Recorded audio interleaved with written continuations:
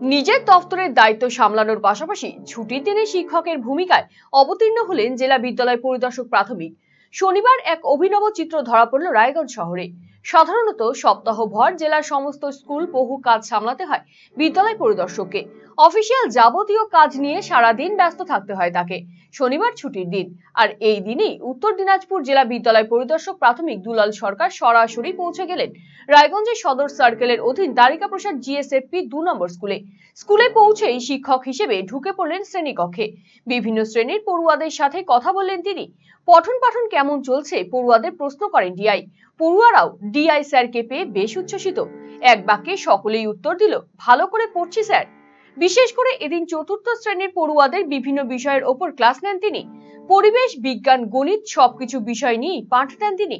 এর পাশাপাশি বিদ্যালয়ের পরিবেশও খতিয়ে দেখেন বিদ্যালয় পরিদর্শক।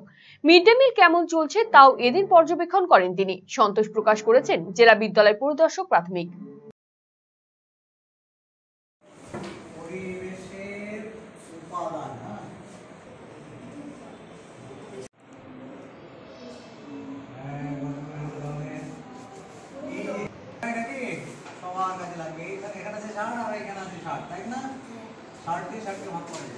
এখানে আছে 60, এখানে আছে যখন কেটে নেওয়ার পরেও ভাগ করা যাচ্ছে না, যেটা থাকে এইটা।